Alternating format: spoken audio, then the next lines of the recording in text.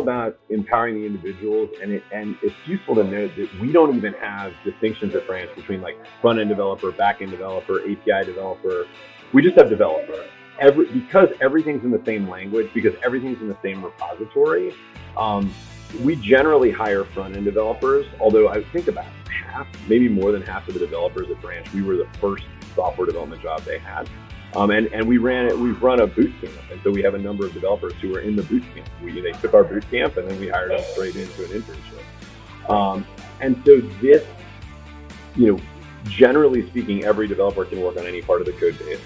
So that's the general structure is like very fungible, talent. They can kind of go anywhere. And then we have a very strict process around our business units are what bring us the business problems we need to solve. So we don't have a typical product manager model being in a financial service and in insurance. We have departments who are stakeholders. We have a wonderful product management team whose job it is to elicit the business problems to solve from the department. And then all of our departments, we set the expectation with them that you get to define the problem, but the product management team with the design team and with the software development team are going to figure out this downscope E1 solution. And then we're going to measure it and we're going to see how we're doing, and then we're going to go. And so now the business stakeholders can, when they see a proposal, can say, well, it won't work. And so we'll come up with a design. And we do like pixel perfect designs ahead of time. We like fully specify the thing ahead of time so that when it gets to the developer can just build. And everything is designed to be as small as downscope as possible. So like, we really don't have anything that would, like, about 6 weeks would be the absolute longest project, but most things are like, a couple days. Failure or things not working out is a daily occurrence in my life. So you kind of get used to it. But I do look at it in a couple, two really ways. When something doesn't work, it just means it's an opportunity to learn, right? And the faster you can learn, the faster you can converge on sort of the right solution. It's trite and people talk about it, but it is. If you can swing the bat a lot and learn and look at it as an opportunity for learning, then that to me is a way how you can move forward. The other sort of component around this, and I think for a lot of folks, and that are A personalities, they give themselves a hard time for something not working out, and because this notion that you should never fail, and that is for me a sort of personality trait that I think I don't give myself grace, so to just absorb that, it's not me personally, it's something didn't work out, but it's not a reflection of my character. It's really a reflection that I actually tried something versus sitting down. And that's the way I'm trying to be give myself a little bit more grace when something doesn't work out, is to sort of just look at the facts and then move on to what did I learn. I think it's important when it comes to tough decisions that a leader who has to make the decision has to take at least 2 to 3 steps back to look at it as an observer. Right, okay. You've got to be able to listen to the other points of view, like what's doing, and it just comes down to making the best choice or the least acceptable or the most of the least acceptable choices, right? Like that's right. Kind of what it comes down to. But if you can't do that if you end up being vested in the decision, if you're actively involved, then your decision is going to be clouded by your own biases and others. So I think when there's tough decisions, you have to kind of step back and let the process take the how piece of it is important. And I think back to I'm telling you, empathy, curiosity, growth mindset, right? Those 3 skills, I say you can apply it to this thing. Empathy, you're listening to all points of view, genuinely listening to all points of view that's being made. Curiosity, there's things that you don't understand. You got to be able to ask the questions behind that piece, and the context is important. And then being able to take that growth mindset to say, I get it, right? Like it's none of these decisions is palatable. I wish there was option 4, but I don't, right? I got to be able to make option, one of these 3 work. Make the call and own it, right? Own it, and if it's the wrong one, learn from it very quickly. Like retrospectives are a big thing for me. When we failed, like we responded, as an example, very, very well to the whole incident from Friday. right? Like, from the CrowdStrike piece from Friday. The first thing you do on Monday is retrospective, right? Okay, you got everything back in retrospective. What worked, what did not work. And we had things that like we wished worked better, like, and so hopefully we don't have to do it another time. But if we have to do that, like, you'll be ready to go do that. So it's I think that's the big thing that I learned from that whole Steve Jobs philosophy, which is like, be bold, be brave, take the call. Everything that he said, like, I used the one, make a dent in the universe. The other piece that I love about him is, like, I'm not building what customers want. I want to build things that customers don't even know they need. Right.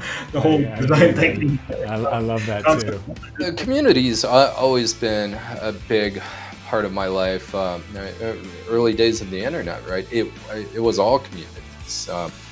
Primarily folks who are passionate about sharing information and learning.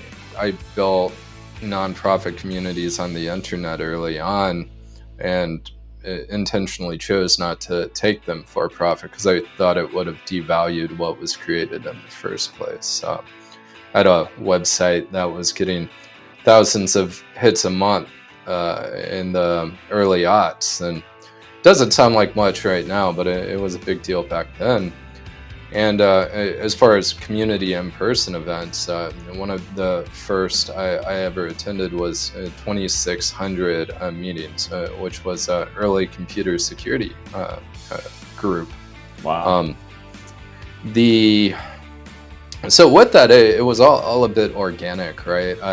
I think that engineers tend to get really focused on a problem space, and that's by nature, right? Having to dig into details, figure out how something works, build it.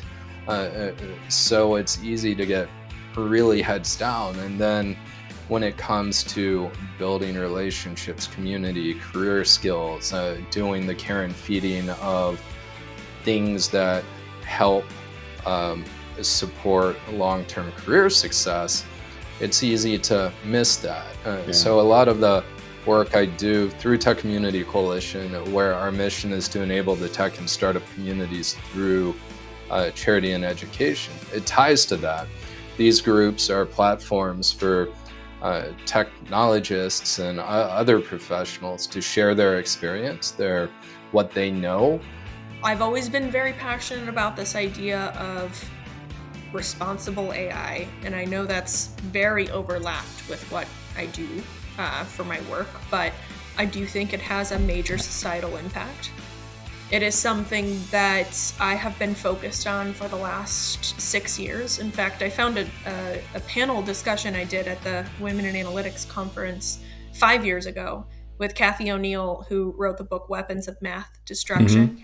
And, it's an entire book about ethics and AI and the intersection of that, and how organizations are leveraging the technology and whether they're doing that for good or not, and what are the outcomes that result in some of these systems. And so that it's been a topic I've very much cared about for a long time. And when I first got into this space, I quickly realized that there was a huge lack of diversity in the space. And for me, not only was that kind of annoying, but I was also kind of used to it because, I was an engineer, so kind of comes with the territory.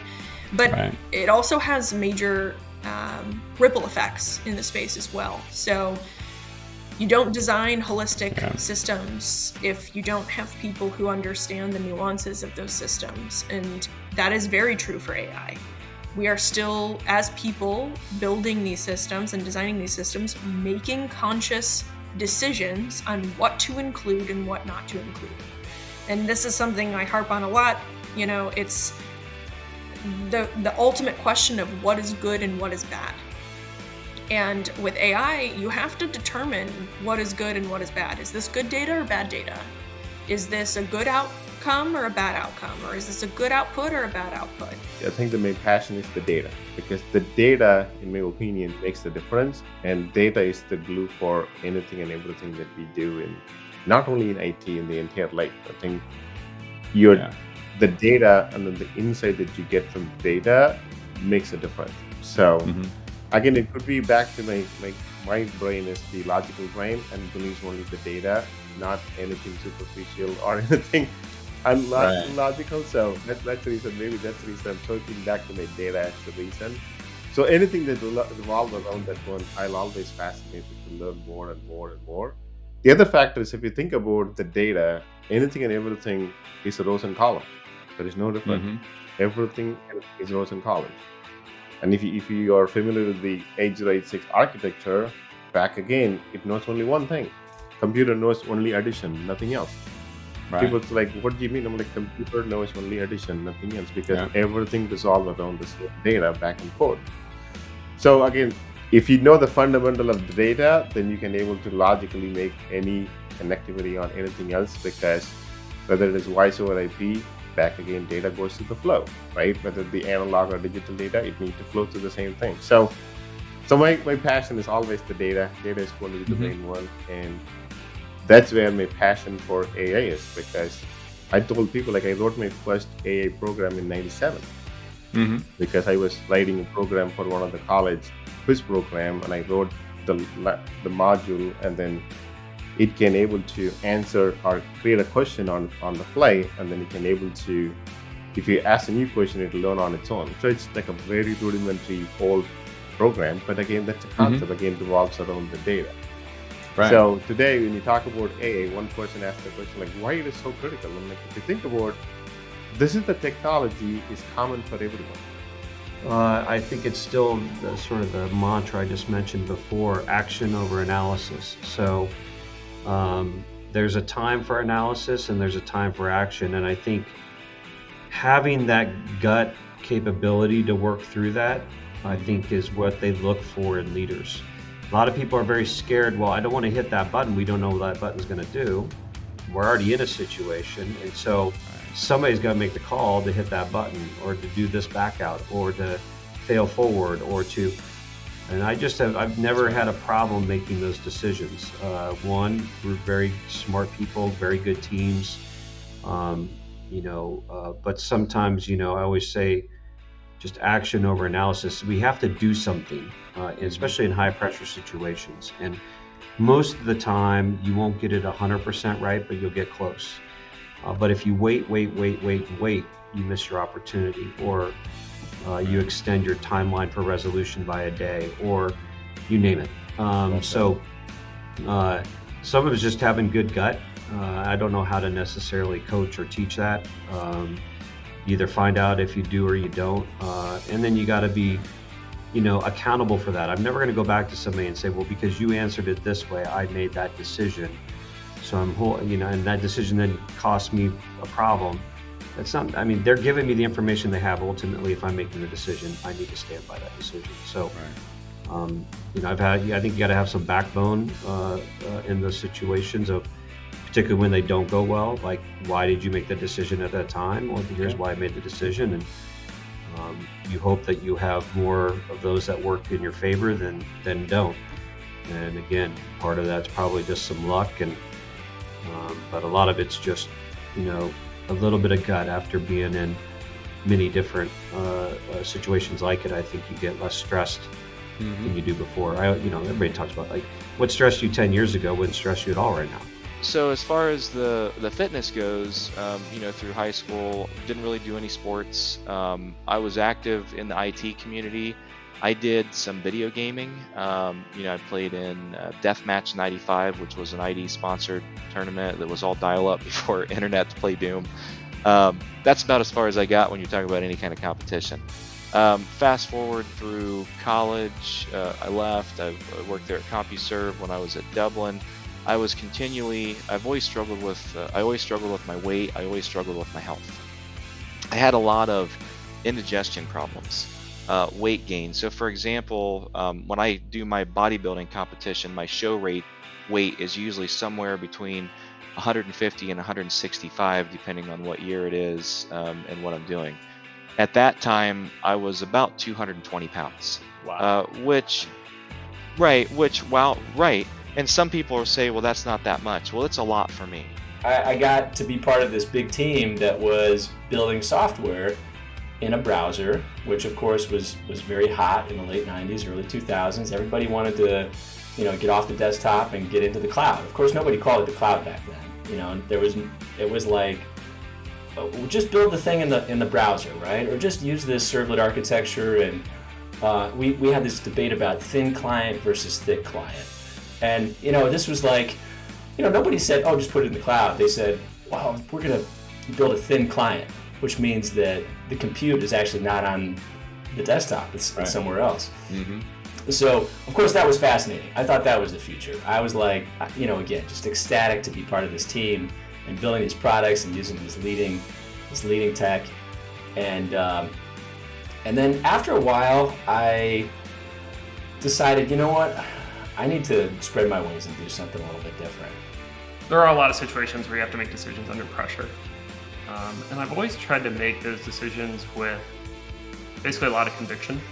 I think one thing that has helped me a lot in my career is that I've always been willing to make the decision that I felt was right, without, I guess, much regard for the risk of being wrong. And this is, I guess to say what I just said another way, like, I've never really been worried about getting fired if I was making the right decision. And it's hard because that comes from a very privileged position. Like, not everybody has the luxury of worrying about that.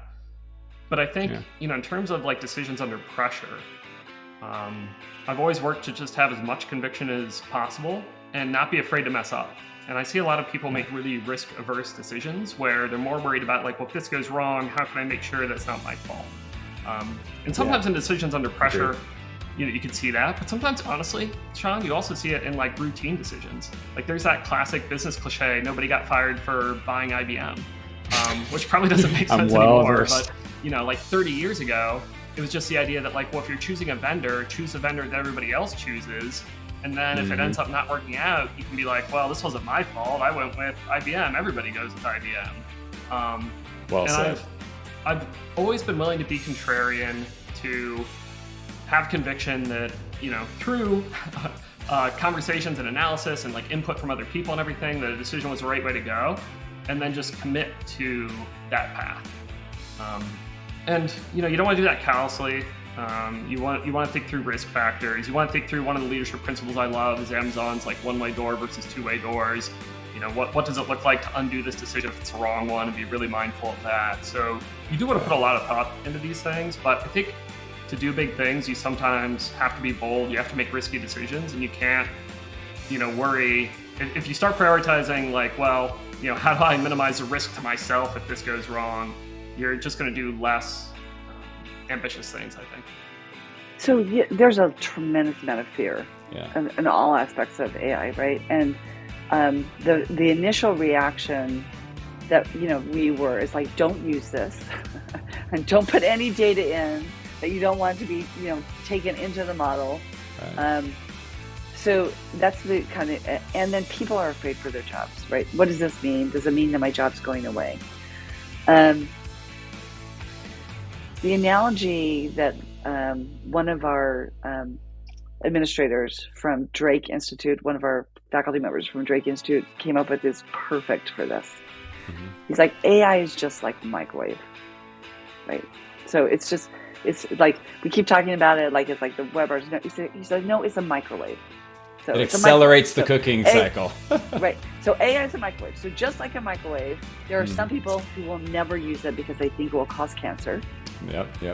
There will some people who won't use it because they will say that all meat should be cooked over an open flame, right? Not in, right? Or they may use it for specific things. There are some people who want to know exactly how it's done. So they want to know the physics behind it. There are some people who want to experiment with to see what they can break or what they could spark in the microwave, right? So there are those people. But most people just want a popcorn button. They just want a popcorn button. Heck yeah. Right? Mm-hmm. And so what we want to provide is a popcorn button, which is effectively when we talk about what our proof of concept is, we want to provide a way for you to say, oh, this is the data that I want to query or work with. Point this to this, do it, and then let me work with that. Right. And that's what we really want. We want a popcorn button. Right. And so that's what we're going to try to create for our campus is popcorn buttons. I love it. Right, so that they can do it easily, and then provide enough support and training and communities of practice so that we can learn from each other, because this is all new and it's changing so rapidly. Yeah. Sometime it's going to feel commonplace. I mean, in the same way Alexa still feels this feeling commonplace, or the calculator feels commonplace. Exactly. You know. Yeah, man.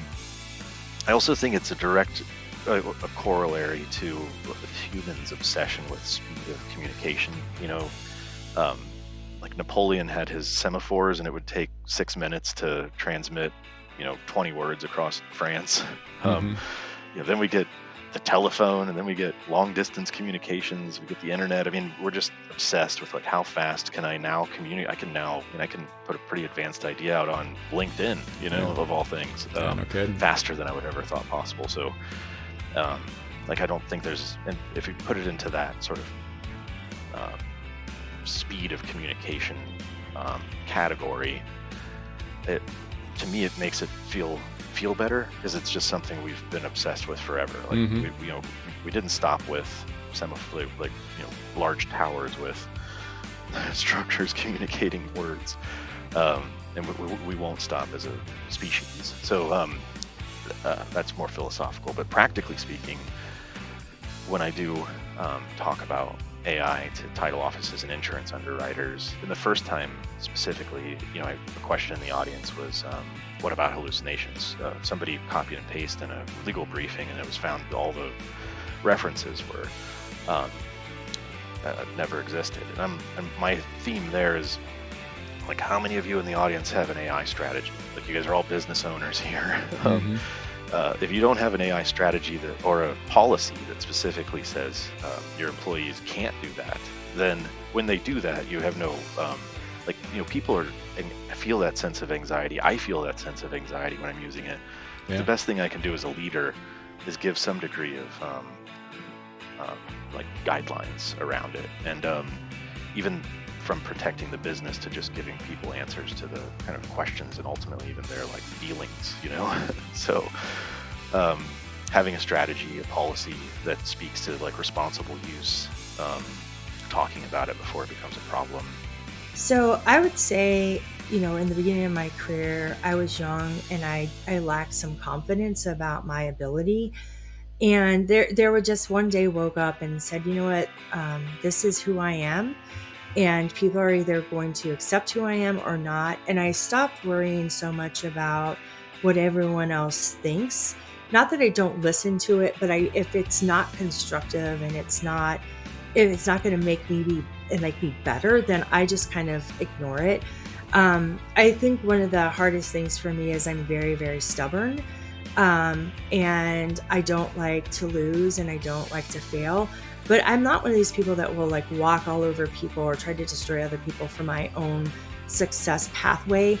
But I'm very hard on myself. And so sometimes I go through, and if I had to redo things, then would I redo a lot? And honestly, when I look back in my life, there's not really much I would redo, because everything, both positive and constructive, was a learning, it was like a teaching moment, and it helped me to define and be who I am today.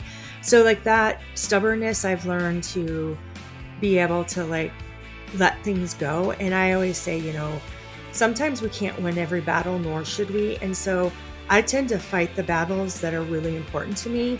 And, it's I'll fall on the sword for it. But at some point you have to just say, you know what, this isn't working. This isn't taking us in the right direction. So you have to let that go. And, I think there's such a fine line between arrogance and confidence. And a lot of people don't understand that line. And I try my hardest to be confident, but not arrogant. But if I feel like I'm getting a little bit closer to that line, I step back and say, knock it off. Everyone has a story, and, we've all gone through crazy things in our lives. And so having grace and understanding that people change over time and we grow over time. But I think the biggest thing for me is listen to what people say. And if it is something that's you do need to work on, take a step back and work on it. And I ask people all the time, like, is there anything you think that I should work on? And I wake up every day trying to be the best version of me. Not perfect, nor will I ever be perfect, but I do. That's something I challenge myself to every day. Yeah, so the human can, so with welding, there's weld parameters and programs that you use based on this is the type of metal, this is the type of wire that I'm using. And so there are some pieces that we will put in from a human perspective into the weld programs and lay it all out. There's also the industries that we work with, they're sometimes very, very specific on how to weld. So even though we may find a solution that says, hey, the fastest way of welding it is by going A to Z, they may say, actually, that's fine, but my industry requires me to do kind of like the traveling salesman method. I go up and down, not around the block. So there is some human intervention that we can add in there, but a lot of times it is the robot truly looking at the part, learning where it is, and it's more about fitment, right? You said that you had this much of a root gap, you really had a little bit more here, a little less there, and then it really goes through a learning process, and it really does an output. And again, take that to a larger robotics term. So you have people learning about AI, they see things in the social media, they see things on the news about, are there, fakes out there? So am I really talking, or is this just a fake model talking right now? Trust me, nobody's making a fake of this Mr. Potato Head. Or, you see the robots are out there and they're going to take your jobs. Well, they're in our industry, for example, we can't find enough actual human welders. So we're not trying to displace welders. We're trying to fill a gap. There's not enough people in the industry right now to keep pace with what we're doing. That's partially why we exist, is there wasn't, really an outlet for this type of work. And in the advocacy stuff, that's like 5% of what we do. But every year we do a State House Day where we go to the State House. It's typically in April every year. And we bring tech people from across the state so they can meet directly with legislators. And we would love to have as many people. Each year it keeps getting bigger and bigger. And we want tech to come. And that's what we say every year. It's kind of the tagline of it is we're bringing tech to the State House. We want to be able to do that. And we're doing more and more in the State House as a physical location. Sometimes it's not necessarily a government-focused event, but simply so we can get tech people into the State House and more deeply interacting with government leaders who are already there as well. So the biggest one would be to just show up as we have these things. And our members and partners, they help us host roundtables. They help us host kind of site office visits of showing off their technology. I've been, to the 1819 Innovation Hub in Cincinnati, for instance, with a couple different members of the state legislature previously, where they got a tour and we helped set that up. We invite them to our things. At our last Corporate Innovation Summit that we held at Rev1 Ventures, we sent out the invitation, and I see in the front row a couple state representatives that just want to sit there and learn because they were passionate about it. And so, doing things like this, the more that we can tell these stories outside, frankly, of tech and IT communities, I think is a great thing. And that's what I love about content and media, because we're, even for us, we're probably not going to get people off the street to just attend our conferences, but the more we can do storytelling and show that tech is, again, every company, every business out there. And it's not just, one part that kind of sticks and talks to itself. And so that's why we love opening up the State House doors and bringing people in every year. And we're doing more and more of that. So that's an open invite that we'd love to have you, Sean, and anyone else.